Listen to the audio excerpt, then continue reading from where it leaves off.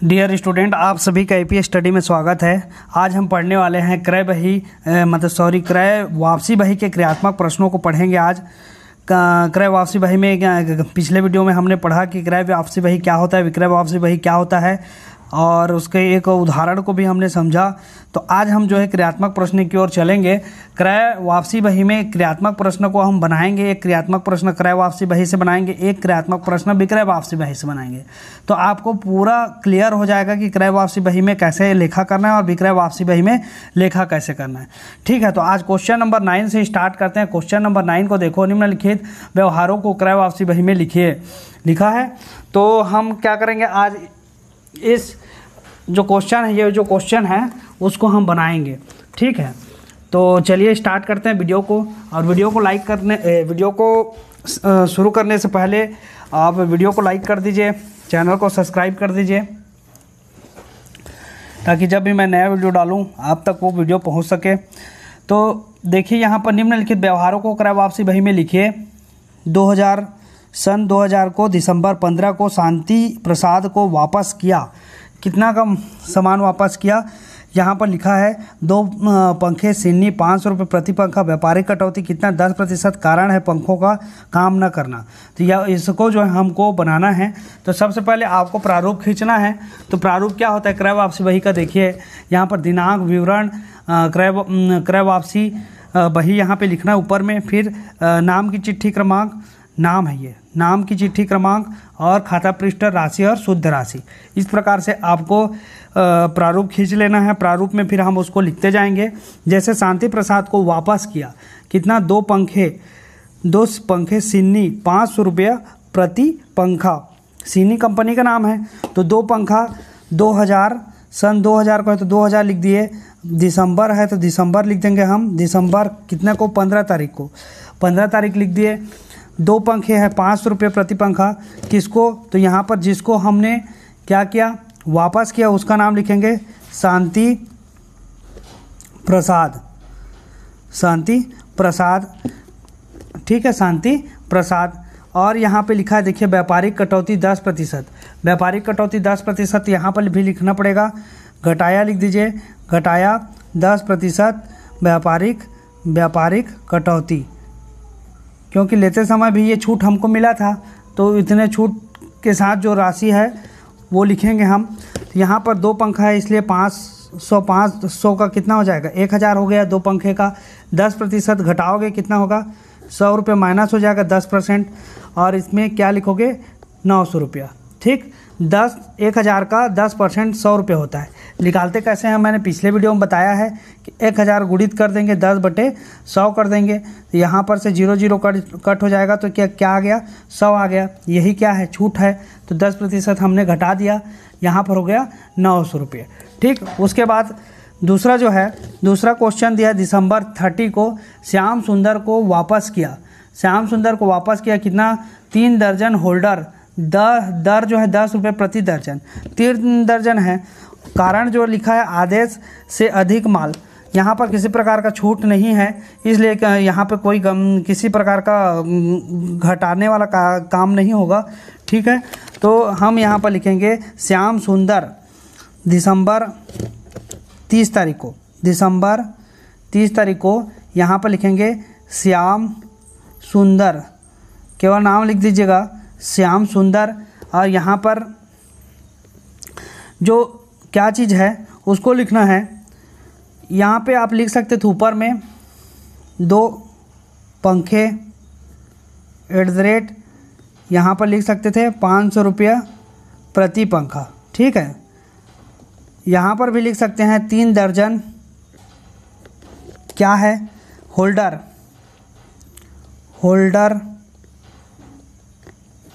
कितने रुपये दर्जन है? 10 रुपये। दर लिख लीजिए 10 रुपये प्रति दर्जन। ठीक, तो 3 दर्जन का कितना हो गया? 30 रुपया हो गया। तो हम यहाँ पे डायरेक्ट लिखेंगे। अब यहाँ पर क्या कर देंगे? योग लगा देंगे, तो 930 रुपये। और यहाँ पर क्या हो जाएगा? योग लिख दीजिए, योग 930 रुपये। ठीक है, तो इस प्रकार से आपको इस क्वेश्चन को हल करना है। क्वेश्चन बहुत सरल है, कहीं पर कोई दिक्कत नहीं है। इस प्रकार से आपको बनाना है। देखिए 930 रुपये योग आया और यहाँ पर भी इसका आंसर जो है लिखा है क्रय वापसी बही का योग 930 रुपया। तो आपको इस प्रकार से जो है क्रय वापसी बही को बनाना है। चलिए क्वेश्चन और देख लेते हैं। यहाँ पर देखिए क्रय वापसी बही का ही निम्नलिखित लेन देन को अभिनव ट्रेडर्स की क्रय वापसी बही में लिखिए। तो आप जब क्रय वापसी बही बनाएंगे तो लिखेंगे अभिनव ट्रेडर्स की क्रय वापसी बही। फिर 2001 जनवरी तो शैलेश कुमार, मेसर से शैलेश कुमार लिख दीजिए। फिर उसके बाद 5 क्विंटल गेहूँ, दर है 600 रुपये प्रति क्विंटल, तो 5 क्विंटल गेहूँ 600 रुपये प्रति क्विंटल लिख दीजिए। 10% व्यापारिक बट्टा, तो इसको घटाना पड़ेगा। यहाँ पर लिखा है कारण आदेश से अधिक होने पर वापस किया गया, तो 5 क्विंटल है 600 रुपये प्रति क्विंटल है, तो 6 पंचे 30, 3000 का 10% निकालेंगे तो 3000 में से 10% निकल जाएगा 300 रुपया। 300 रुपये को उसमें माइनस कर देंगे, ठीक है। तो हमारा जो है 2700 रुपये का गेहूँ हो जाएगा। और उसके बाद जनवरी में 10 को मैसर्स हेमेंद्र कुमार को 2 क्विंटल चना 1500 रुपये प्रति क्विंटल घटिया होने के कारण वापस किया, तो 15 दूने 30, 3000 रुपये का चना, 2700 इसका और 3000 इसका, 3 दो 5700। यहाँ पर देखिए योग भी आ गया 5700। तो इस प्रकार से आपको बनाना है, ठीक है। समझ में आ गया हो? पहला क्वेश्चन वैसे ही बनाना है, कोई कठिन नहीं है। 11वां भी क्वेश्चन उसी प्रकार है, सरल है। और 12वां भी क्वेश्चन वैसे ही है, ठीक है। इसमें जीएसटी, एसजीएसटी, सीजीएसटी निकालना है। उसके बाद हम चलते हैं सीधा विक्रय बही की ओर। विक्रय वापसी बही की ओर देखिए, विक्रय वापसी बही में क्या है, निम्नलिखित लेन देनों को मैसर्स जगदीश ब्रदर्स की विक्रय वापसी बही में लिखिए और खतौनी कीजिए। 2001 लिखा है जनवरी 10 को बलराम ने 1000 रुपये का माल नमूने के अनुसार न होने के कारण लौटाया, तो डायरेक्ट लिख देंगे हम, ठीक है। चलिए इसको स्टार्ट करते हैं बनाना। तो सबसे पहले आपको प्रारूप खींचना पड़ेगा। यहाँ पर देखिए प्रारूप मैंने खींचा हुआ है। दिनांक, विवरण, जचिक्र लिख सकते हैं या जमा की चिट्ठी क्रमांक, खाता पृष्ठ, राशि और शुद्ध राशि, इस प्रकार से आपको लिखना है। तो क्वेश्चन को देखते हैं। तो चलिए एक एक करके स्टार्ट करते हैं। यहाँ पर देखिए क्वेश्चन में दिया है क्या, 2001 बलराम ने 1000 रुपये का माल नमूने के अनुसार न होने के कारण लौटाया। नमूने के अनुसार न होने के कारण लौटाया है। तो यहाँ पर हम बनाएंगे, देखिए यहाँ पे लिखेंगे बलराम, तो यहाँ पर लिख दीजिए हम जनवरी 10 तारीख को है, तो जनवरी 10 तारीख को बलराम हो गया, ठीक है, बलराम। अब उसमें क्या करेंगे, हम राशि लिखेंगे कितना का, तो 1000 रुपये का, तो यहाँ पर डायरेक्ट शुद्ध राशि में लिख दीजिए 1000 रुपये, हो गया। दूसरा जो क्वेश्चन है 15 तारीख को है चंद्रशेखर को बेचा हुआ माल घटिया होने से 600 रुपये के माल पर 10% की दर से कटौती दी। जहाँ पर इस प्रकार का क्वेश्चन रहेगा तो वहाँ पर देखिए क्या लिखा है, कटौती दी, केवल कटौती दिया है, वो माल वापस नहीं किया है। इसको आपको ध्यान में रखना है। 600 रुपये का माल पर 10% कटौती दी, तो केवल कटौती की ही राशि को लिखेंगे।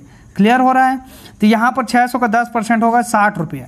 तो चंद्रशेखर लिखिए यहाँ पर 2001 में जनवरी हो जाएगा। 15 तारीख को चंद्रशेखर यहाँ पर लिख दीजिए कटौती दी 10%, ठीक है। कितना, 600 रुपये का 60 रुपये होगा। 600 रुपये का 10% कितना होगा, 60 रुपये, ठीक। और यहाँ पर जो तीसरा है वो है 25 तारीख को दिनेश ने माल ख़राब होने के कारण वापस किया 250 रुपये का। यहाँ पर है 25 तारीख को जनवरी, 25 तारीख को हो जाएगा दिनेश हो जाएगा, दिनेश कितना, दिनेश माल ख़राब होने के कारण, तो यहाँ पर कितना लिखा है 250 रुपये, यहाँ पर लिख दीजिए डायरेक्ट 250 रुपये, ठीक। तो आपका ये क्वेश्चन का आंसर आ जाएगा। ये हो गए 250 और यहाँ पर 50 10 ये 60 है, तो 310 हो गया, तो 1310 रुपये, 1310 रुपये यहाँ पर लिख दीजिए योग। ये आपका आंसर आ गया, ठीक, ये आंसर आ गया, ठीक है। तो इस प्रकार से आपको क्वेश्चन को बनाना है। विक्रय वापसी बही, नाम लिख दिए, केवल जहाँ पर राशि है वो लिख दिए। चंद्रशेखर कितना कटौती दी 10%, 600 रुपये के माल पर, तो आप चाहें तो अपने नीचे में जो भी है उसको लिख सकते हैं, नहीं तो इस प्रकार से बना सकते हैं। यहाँ पर देखिए उदाहरण में भी हमने पढ़ा है, यहाँ पर देखिए उदाहरण में भी जो पढ़े हैं उसमें भी इस प्रकार का लिखा हुआ है, केवल नाम लिखा हुआ है। यहाँ पर 400 डिस्काउंट 5%, केवल वो डिस्काउंट वाले को ही आपको लिखना है, कटौती जो छूट वाला है ना उसको ही आप लिख देंगे। यहाँ पर लिख देगा 600 रुपये के माल पर कटौती दी 10%, बस हो गया। ठीक है, तो इस प्रकार से आपको क्वेश्चन को बनाना है। आप क्रय वापसी बही के बारे में समझ गए हैं और विक्रय वापसी बही के बारे में भी समझ गए कि कैसे क्वेश्चन को हल करना है। ठीक, सिंपल क्वेश्चन आएगा, कठिन क्वेश्चन नहीं पूछा जाता है। ठीक है, तो आप जितने भी क्वेश्चन हैं उनको हल करते जाइए, एक एक करके आपको सारा क्वेश्चन बन जाएगा। अच्छा, इसके बाद हम जो पढ़ने वाले थे हम यहाँ पर प्राप्य पत्र बही और देय पत्र बही है ना, और मुख्य जनरल। तो इसको मैं शॉर्टकट बता देता हूँ आपको। ये जो है हम पढ़ेंगे प्राप्य पत्र बही देय विपत्र बही को, जब विनिमय विपत्र का जब चैप्टर शुरू होगा उसमें प्राप्य पत्र बही और देय विपत्र बही है, तो उसको हम डिटेल से पढ़ेंगे। अभी क्या है, केवल एक क्वेश्चन बस दिया है, लेकिन वहाँ पर बहुत सारे क्वेश्चन हैं, वहाँ पर जो है जनरल एंट्री करनी होती है। ठीक है, तो उसकी एंट्री कैसे करेंगे वो भी हम पढ़ेंगे वहाँ पे। ठीक, यहाँ पर केवल जो है प्राप्य विपत्र बही में कैसे लिखना है वो बस बताएंगे। वहाँ पर विनिमय विपत्र का मुख्य मतलब जनरल प्रविष्टि कैसे करना है वो हम पढ़ेंगे। ठीक है, यहाँ पर देखिए प्राप्य पत्र बही को थोड़ा ऊपर कर देता हूँ मैं।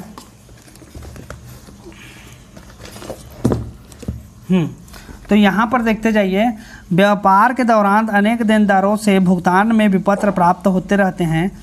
क्या होता है, जब व्यापार में माल उधार बेचते हैं तो उस स्थिति में जो है विक्रेता जो है एक विपत्र लिखता है जिसमें क्रेता की स्वीकृति ले लेता है। ऐसा इसलिए करता है क्योंकि उसकी राशि के डूबने की संभावना जो है उससे कम हो जाती है। तो रिस्क विक्रेता भी नहीं लेना चाहता, इसलिए जो है वह विपत्र लिखता है और क्रेता से जो है उसमें अनुमति ले लेता है, मतलब स्वीकृति प्राप्त ले लेता है। उसके पश्चात जो है एक रूप से वह अगर क्रेता जो है भुगतान नहीं करता है तो उस स्थिति में कानूनी कार्यवाही उस विपत्र के माध्यम से कर सकता है, इसलिए जो है इस प्रकार से किया जाता है। ठीक, तो व्यापार के दौरान अनेक देनदारों से भुगतान में विपत्र प्राप्त होते रहते हैं। व्यापारी इस प्रकार प्राप्त किए गए विपत्रों का लेखक एक पृथक बही में रखता है। यही बही प्राप्य विपत्र बही कही जाती है। इस बही का सामान्यतः माह के अंत में योग लगाया जाता है। प्राप्य विपत्र बही की खतौनी प्राप्य विपत्र खाता तथा देनदारों के व्यक्तिगत नाम से खोले गए खातों में की जाती है।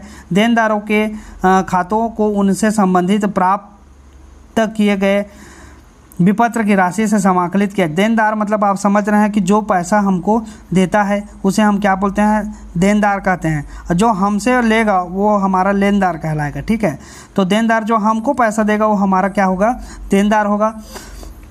तथा प्राप्य विपत्र खाता को बही की मासिक योग राशि से विविध प्राप्य पत्र बही अनुसार शीर्षक में विकलित किया जाता है। तो प्राप्य पत्र बही का प्रारूप देख लीजिए, सेम उसी प्रकार है। तिथि लिखेंगे, किससे प्राप्त हुआ वो लिख देंगे, अवधि लिख देंगे, देय तिथि लिखेंगे कब देगा, उसके बाद खाता पृष्ठ और राशि। देय तिथि मतलब वो भुगतान कब करेगा, उसकी राशि। ठीक है, कितने अवधि के लिए है। क्या होता है, क्रेता जब माल खरीदने जाता है तो उधारी में विक्रेता भी देना नहीं चाहता, क्योंकि उसको भी कहीं ना कहीं डर रहता है कि मेरी राशि डूब ना जाए। तो क्रेता के लिए भी ये विपत्र जो है एक प्रकार का मतलब एक अच्छा साधन है माल को क्रय करने का। वो क्योंकि उसको उधारी में अगर माल क्रय करना है उसके बदले विपत्र दे दिया तो विक्रेता क्या करता है, माल खरीदता है उसके बदले विपत्र पे अपनी स्वीकृति दे देता है। इससे विक्रेता को भी राहत मिलता है कि उसका जो राशि है वो एक निश्चित अवधि के पश्चात मिल जाएगा। और क्रेता को भी माल को खरीदते समय भी राहत मिल जाता है कि उसकी राशि जो है एक निश्चित अवधि के पश्चात वो भुगतान करने का उसको सहूलियत मिल जाता है। तो दोनों के लिए फ़ायदा है। इससे विक्रेता के लिए फ़ायदा है कि उसकी राशि डूबने की आशंका जो नहीं रहती है, क्योंकि अगर वो क्रेता जो है उसकी राशि नहीं देगा तो विक्रेता उसके ऊपर कानूनी कार्यवाही कर सकता है। इसलिए जो है विक्रेता के लिए भी ये अच्छा है और क्रेता के लिए इसलिए अच्छा है क्योंकि उसको समय पर सामान जो है मिल जाते हैं उधार में। ठीक है, तो चलिए इसको देखते हैं विपत्र में उदाहरण 12 को देखिए, निम्नलिखित व्यवहारों को प्राप्य पत्र वही में लिखे। तो यहाँ पर देखिए लिखा है उमेश से अप्रैल 4 को उमेश से 2 माह की अवधि का 5,000 रुपये का विपत्र प्राप्त हुआ। तो यहाँ पर डायरेक्ट लिख देंगे हम 2001 अप्रैल 4 उमेश, और अवधि कितना है तो 2 माह का है। तो यहाँ पर पीरियड में मतलब अवधि में लिखेंगे 2 माह। और देय तिथि क्या होता है 2 महीना, जैसे 4 अप्रैल को लिया है तो 4 को अप्रैल लिया है तो उसमें 3 दिन अनुग्रह दिवस का जोड़ते हैं। 4 अप्रैल में 3 दिन अनुग्रह दिवस मतलब एक प्रकार का छूट है, 3 दिन और अतिरिक्त छूट दिया जाता है। विपत्र के भुगतान में 3 दिन और अतिरिक्त छूट दिया जाता है जिसे अनुग्रह दिवस कहा जाता है। ठीक है, उसको हम विनिमय विपत्र जब पढ़ेंगे तो उसको और विस्तार से पढ़ेंगे। ठीक है, तो अभी आपको बस जानना है कि 4 तारीख को है तो 4 में 3 दिन और जोड़ देंगे तो ड्यू डेट उसका क्या हो जाएगा 2 महीने का है। तो अप्रैल के बाद मई और जून आता है, तो अप्रैल से मई 1 माह हो गया, मई से जून 1 माह हो गया। तो जून को 4 तारीख को भुगतान करना था, लेकिन जून 4 तारीख को भुगतान ना करके हम कितना करेंगे 7 को, क्योंकि उसमें 3 दिन और जोड़ दिए तो 4 से 5, 6 और 7, तो 7 तारीख को जो है इसका भुगतान करेंगे। क्लियर हो गया। उसके बाद अप्रैल 10 मोहन से जो है 3 माह की अवधि का 2,000 रुपये का विपत्र प्राप्त हुआ। तो यहाँ पर लिख दिए मोहन 3 माह की अवधि, तो यहाँ पे अवधि को 3 माह लिख दिए। कितना का राशि का है उसको लिख दिए 2,000। अब उसका भुगतान तिथि को निर्धारण करना है तो 10 तारीख को है तो 10 के बाद 11, 12 और 13 तारीख, तो 13 जुलाई। यहाँ पर अप्रैल दिया है तो यहाँ पर जो है ठीक 3 माह का है, तो अप्रैल के बाद मई, जून, जुलाई, तो 10 जुलाई को होता तो उसमें क्या हो गया 3 दिन और एक्स्ट्रा ऐड करना है तो 13 जुलाई हो जाएगा। ये अनुग्रह दिवस है, 3 दिन जो एक्स्ट्रा ऐड करते हैं। ठीक है, तो आपको हमेशा याद रखना है इसको। फिर देय विपत्र बही, देय विपत्र बही भी ठीक उसी प्रकार का बनता है जैसे जो है ये बही बनता है, क्या बोलते हैं प्राप्य पत्र बही। तो देय पत्र बही में क्या होता है लेनदारों को भुगतान में दिए गए विनिमय विपत्रों का लेखा जिस बही में किया जाता है उस बही को देय पत्र बही कहते हैं। क्या होता है व्यापारी जो है, जो व्यापारी क्या करते हैं माल का क्रय करते हैं, तो जो छोटा व्यापारी वो बड़ा व्यापारी से करेगा और जो बड़ा व्यापारी है वो उससे और बड़ा जो व्यापारी है जो थोक विक्रेता है उससे क्रय करता है। ठीक है, या उत्पादक से क्रय करता है, तो उसका भी कोई ना कोई लेनदार होता है। लेनदार मतलब वो भी जिससे खरीदता है सामान उसको भी तो भुगतान करना होता है ना। ठीक, तो उस स्थिति में उसका भी लेनदार होता है। तो लेनदारों को भुगतान में दिए गए विनिमय विपत्रों का लेखा जिस बही में किया जाता है उस बही को हम क्या कहते हैं देय विपत्र बही कहते हैं। क्लियर हो गया। तो देय विपत्र बही में स्वीकृत किए गए विपत्रों का लेखा तिथिवार किया जाता है। स्वीकृत के जो विपत्र है उसका लेखा कैसे करते हैं तिथिवार, तिथिवार मतलब तारीख के अनुसार करते हैं। ठीक है, देय विपत्र बही का प्रारूप देख लीजिए। देय विपत्र बही का प्रारूप तिथि किसको दिया, तिथि है किसको दिया है, और उसके बाद है अवधि और देय तिथि और खाता पृष्ठ और राशि सेम वैसी है। तो यहाँ पर लिखेंगे उदाहरण को देखिए, निम्नांकित व्यवहारों को देय पत्र बही में लिखिए। 2001 सितंबर 5 अमित को 3 माह की अवधि का 10,000 रुपये का विपत्र दिया। तो अमित को दिया है तो यहाँ पर लिख दिया अमित 2001 सितंबर 5 तारीख को है तो 5 तारीख लिख दिया। अमित कितने माह की अवधि, तो 3 माह, तो अवधि पीरियड में लिख देंगे 3 माह, जो अवधि है उसमें कितना लिख देंगे 3 माह लिख देंगे। और उसका ड्यू डेट तो 5 है तो 3 दिन और जोड़ेंगे उसमें, और कितना माह के, और 3 माह का है तो सितंबर के बाद क्या आता है अक्टूबर, नवंबर और दिसंबर, 3 माह हो गए। दिसंबर के हम 5 तारीख को भुगतान करते हैं लेकिन 3 दिन और जोड़ देंगे तो कितना हो जाएगा 8 तारीख हो जाएगा। तो ये 8 दिसंबर और कितना का 10,000 रुपये। ये अनुग्रह दिवस को इसमें भी जोड़ करके लिखते हैं कितने दिन को इस तारीख को हमको भुगतान करना है। ठीक, उसी प्रकार 20 तारीख को है विक्रम को 2 माह का, तो 2 माह यहाँ लिख दिए, विक्रम लिख दिए, और यहाँ पर 4,000 तो 4,000 राशि लिख दिए। अब हमको इसकी ड्यू डेट निकालना है तो 20 सितंबर को है, सितंबर के बाद 2 माह निकालना है, सितंबर के बाद अक्टूबर और नवंबर, तो 20 नवंबर होता है तो 20 नवंबर ना होकर के क्या होगा 3 दिन और जोड़ेंगे तो 23 नवंबर होगा। तो इसलिए जो है यहाँ पर 23 नवंबर लिख दिए, इन दोनों का योग कर देंगे यहाँ पे टोटल कर देंगे। तो आपको इस प्रकार से जो है प्राप्य विपत्र बही और देय विपत्र बही को बनाना है। वैसे क्वेश्चन इसमें से बहुत कम ही आता है जो फाइनल एग्जाम है उसमें, लेकिन आपको इसको भी जानना जरूरी है, क्योंकि अगर मान लीजिए क्वेश्चन आ गया और आप नहीं बना पाएंगे तो दिक्कत होगा। तो इसलिए हर चीज़ को जानना जरूरी है, तो आप इसको भी समझ करके रखिए। ये भी बहुत सरल है, आपको बस प्रारूप जो है याद रहना चाहिए। तिथि किसको दिया, यहाँ पर लिखा ना तिथि किसको दिया, अवधि देय तिथि खाता पृष्ठ राशि।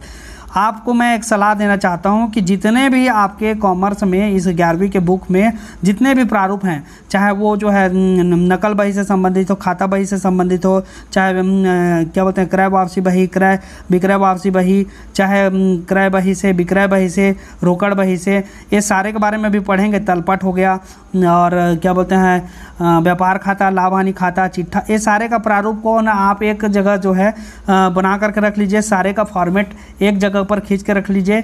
देव पत्र बही का यहाँ पर, उसके नीचे में प्राप्य पत्र बही का, इस प्रकार से सबका फॉर्मेट खींच करके रख लीजिएगा, ताकि जब परीक्षा का समय आएगा तो आप उसको एक बार रिविजन कर लीजिए। क्योंकि अधिकतर जो बच्चे होते हैं वो प्रारूप पे ही मतलब प्रारूप जो बनाते समय जो है भूल जाते हैं कि उसका प्रारूप क्या था। तो उसमें क्या होता है, आपका प्रारूप सही नहीं रहेगा तो फिर आपका क्वेश्चन बनेगा नहीं, और क्वेश्चन नहीं बनेगा, प्रारूप न होने के कारण भी क्वेश्चन गलत हो जाता है, और गलत होने पर आपको नंबर नहीं मिल पाएगा। इसलिए जो है सबका प्रारूप आप एक जगह पे संकलित कर लीजिए। ठीक है, अपना एक कॉपी में जो है सबका प्रारूप एक जगह बना करके रख लीजिए। फाइनल जब एग्ज़ाम आएगा तो उसमें आप एक बार उसको रिवीजन करके चल दीजिएगा। ठीक, अब हम चलते हैं मुख्य जनरल पर। मुख्य जनरल क्या होता है? तो मुख्य जनरल जो है ये मेन मुख्य रूप से है। मुख्य जनरल नाम से ही स्पष्ट है। तो व्यवसाय में कुछ लेन देन ऐसे होते हैं जो किसी सहायक बही में नहीं लिखे जाते। व्यवसाय में बोल रहा है कुछ लेन देन ऐसे होते हैं जो किसी सहायक बही में नहीं लिखे जाते हैं, परंतु ऐसे व्यवहारों का प्रारंभिक लेखांकन आवश्यक होता है। किसी भी मतलब बही में, मतलब सहायक जो भी बही है, क्रय बही, विक्रय बही, क्रय वापसी, विक्रय वापसी बही, इन सभी बहियों में नहीं लिखा जाता, लेकिन उसको लिखना जरूरी रहता है।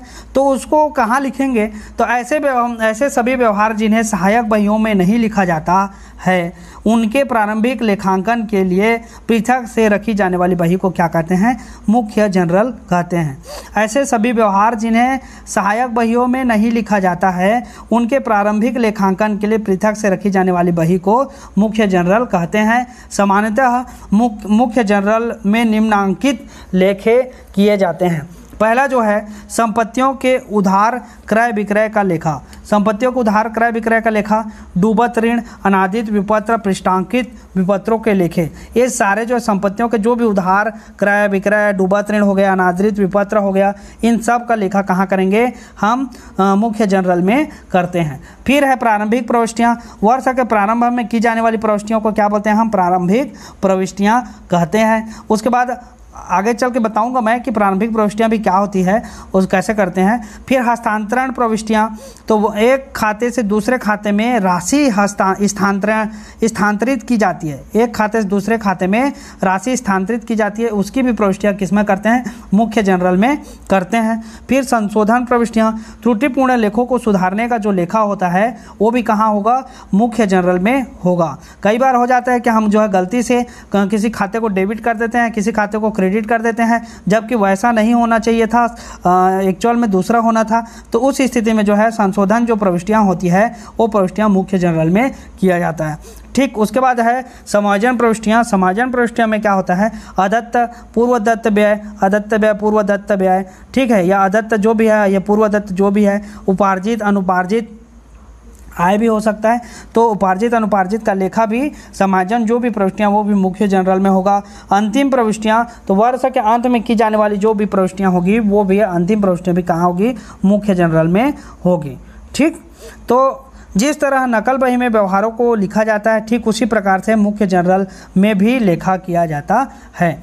प्रारंभिक प्रविष्टियाँ, तो यहाँ पर देखिए प्रारंभिक प्रविष्टियाँ बताया कि जब नए वर्ष के खाते प्रारंभ किए जाते हैं तो सर्वप्रथम गत वर्ष के संपत्तियों, दायित्वों और पूंजी खाते के शेषों को नए वर्ष के खातों में लाने के लिए प्रविष्टियाँ की जाती है। उन्हें हम प्रारंभिक प्रविष्टियाँ कहते हैं, जिसमें गत वर्ष की संपत्तियों को डेबिट और दायित्वों तथा पूंजी खाते के शेष को क्रेडिट किया जाता है। ठीक है, इसको आप एक बार पढ़ लेना, बार बार रिवीजन कर लेना, क्योंकि याद भी होना चाहिए कि प्रारंभिक प्रविष्टियाँ किसे कहते हैं। तो जब नए वर्ष के खाते प्रारंभ किए जाते हैं तो सर्वप्रथम गत वर्ष की संपत्तियों और दायित्वों और पूंजी खाते के शेषों को नए वर्ष के खातों में लाने के लिए जो प्रविष्टियाँ की जाती है उसे क्या कहते हैं? हम प्रारंभिक प्रविष्टियाँ कहते हैं। अंतिम प्रविष्टियाँ किसे कहते हैं? तो व्यापारिक अवधि के अंत में सकल लाभ और शुद्ध लाभ हानि ज्ञात करने के लिए जो प्रविष्टियाँ की जाती है उन्हें हम जो है अंतिम प्रविष्टियाँ कहते हैं, जिनका मुख्य उद्देश्य बहियों को बंद करना होता है। क्लियर हो गया। उदाहरण के लिए देखिए 14 नंबर का क्वेश्चन दिया हुआ है यहाँ पर, निम्नलिखित व्यवहारों का मुख्य जनरल में लेखांकन कीजिए। तो 2012 मार्च 1 शर्मा एंड ब्रदर्स से मशीन खरीदी। शर्मा एंड ब्रदर्स से क्या खरीदी? मशीन खरीदी। कितना का? 12,000 रुपये का। तो मशीन खरीदी है, ये उधार खरीदे, इसलिए लेखा क्या होगा? इसका मुख्य जनरल में करेंगे। तो मुख्य जनरल में क्या होगा? यहाँ पर लेखा करेंगे तो ये विक्रय पुस्तक लिख दिया, इसको आप ध्यान मत दीजिए, मुख्य जनरल है ये। तो मशीन खाता विकलन शर्मा एंड ब्रदर्स खाता से, ठीक है, या शर्मा एंड ब्रदर्स से भी लिख सकते हैं। ठीक। विजय से रुपया प्राप्त न होने के कारण डूबत ऋण हो गया। तो डूबत ऋण मतलब डूब गया। तो किसका राशि डूबा? तो विजय का राशि डूबा। तो डूबत ऋण खाता खुलेगा। तो डूबत ऋण खाता विकलन विजय से, विजय का राशि कहाँ डाल दिए? डूबत ऋण खाते में डाल दिए। तो डूबत ऋण अपलिखित करने पर तो डूबत ऋण खाता विकलन विजय से होगा। इसको जनरल प्रविष्टियों की याद करना है आपको, है ना। फिर संजय से प्राप्त चेक अमित को बेचान किया। संजय से प्राप्त चेक अमित को बेचान करना मतलब हस्तांतरण कर देना। संजय का चेक मिला था, उसको हम किसको दे दिए? अमित को दे दिए। तो अमित का खाता विकलन संजय से हो जाएगा। अमित का खाता विकलन क्या हो जाएगा? संजय से हो जाएगा। क्लियर हो गया। उसके बाद पूंजी पर ब्याज के दिए। तो पूंजी पर ब्याज दिया जाता है। जो भी व्यापारी व्यापार में पूंजी लगाता है उस पर क्या मिलता है? उसको ब्याज मिलता है। ठीक है। तो पूंजी पर ब्याज खाता विकलन हो जाएगा पूंजी खाता से। पूंजी पर ब्याज खाता विकलन पूंजी खाते से पूंजी पर ब्याज के दिए। आपकी एंट्री इसी प्रकार से होगी, इसको याद करना पड़ेगा आपको। पूंजी पर ब्याज अगर क्वेश्चन आता है तो आपको लिखना है पूंजी पर ब्याज खाता विकलन पूंजी खाता से। आहरण पर ब्याज के लगाए। आहरण जब भी हम करते हैं तो उस पर हमको क्या देना पड़ता है? ब्याज देना पड़ता है, इसलिए ब्याज लगाए शब्द लिखा है। ठीक है। तो ब्याज हम देंगे, किसको देंगे? व्यापार को देंगे, क्योंकि व्यापार से हमने क्या किया? आहरण किया है। या तो रोकड़ आहरण कर सकते हैं या तो कोई माल आहरण कर सकते हैं, कोई सामान आहरण कर सकते हैं व्यापार का। तो उस पर जो है मतलब व्यापार का जो रूल है उसके अनुसार आहरण पर हम ब्याज देना पड़ता है हमको। हम व्यवसाय का स्वामी हैं फिर भी हमको ब्याज देना पड़ेगा उसमें। ठीक है। तो उस स्थिति में एंट्री होगी आहरण खाता विकलन आहरण पर ब्याज खाता से। ठीक है। आहरण खाता विकलन आहरण पर ब्याज खाता से, यहाँ पर इस प्रकार से लिखना है। तो आपको इस दोनों पॉइंट को याद रख लेना है कि पूंजी पर ब्याज के दिया अगर शब्द दिया है तो आपको लिखना है पूंजी पर ब्याज खाता विकलन पूंजी खाता से। आहरण पर ब्याज लगाया तो आहरण खाता विकलन आहरण पर ब्याज खाता से। ब्याज खाता जो है नीचे तरफ आता है आहरण की स्थिति में। ठीक है। तो आप जो है इससे क्लियर हो गया होगा कि आज जो है ये चैप्टर जो है कंप्लीट हो गया। नेक्स्ट चैप्टर हम जो पढ़ेंगे वो चैप्टर है आपका, देख लीजिए, वो सिक्स चैप्टर है ना। विशेष उद्देश्य पुस्तकें या सहायक भैया भाग 2। इसको भाग 2 को पढ़ेंगे। हम भाग पहले को पढ़ रहे थे, इसमें हम पढ़ेंगे रोकड़ बही के बारे में पढ़ेंगे। रोकड़ बही क्या होता है? रोकड़ बही के में एक स्तंभीय, द्विस्तंभीय, त्रिस्तंभीय रोकड़ बही किसे कहते हैं उसके क्वेश्चन को देखेंगे। ठीक है। तो आज के लिए बस इतना ही। आपको यहाँ पर देखिए डेबिट नोट क्रेडिट नोट क्या है ये लिखा है, इसको आपको याद करना है। ये क्वेश्चन आपको परीक्षा में हमेशा पूछता है, ये क्वेश्चन आता ही है, 2 नंबर का क्वेश्चन आएगा, तो इसको आपको याद रखना ही है। ठीक है। तो आज के लिए बस इतना ही। और आपको ये वीडियो अच्छा लगे तो वीडियो को लाइक कर दीजिए और चैनल को मेरे सब्सक्राइब कर दीजिए, ताकि अधिक से अधिक जो है क्या बोलते हैं लोगों तक ये वीडियो पहुंच सके। और शेयर करना बहुत ज़रूरी है। जो भी बच्चे पढ़ रहे हैं क्लास 11th में कॉमर्स में, उन बच्चों को आप शेयर कर दीजिए, उनसे भी चैनल को सब्सक्राइब कर लीजिए, क्योंकि अभी जो है कोरोना काल चल रहा है, जिसके कारण जो है स्कूल में पढ़ाई बंद हो गई है। तो मैं चाहता हूं कि सभी बच्चे कॉमर्स जो लेने वाले बच्चे हैं वो घर बैठे हिंदी मीडियम के जितने बच्चे हैं वो अच्छे से पढ़ाई कर पाएँ, उनको किसी प्रकार की कोई दिक्कत ना हो। तो बस मेरा उद्देश्य यही है कि इस वीडियो को बनाने के पीछे कि सभी बच्चे जो अभी घर में हैं, जो स्कूल नहीं जा पा रहे हैं, वो घर बैठे ही वीडियो के माध्यम से सारा जो क्लास 11th का जो लेखा शास्त्र है उसका सारा ज्ञान घर पर प्राप्त कर सके। तो वीडियो को देखने के लिए आपका बहुत बहुत धन्यवाद। चैनल को सब्सक्राइब कर दीजिए, वीडियो को शेयर कर दीजिए।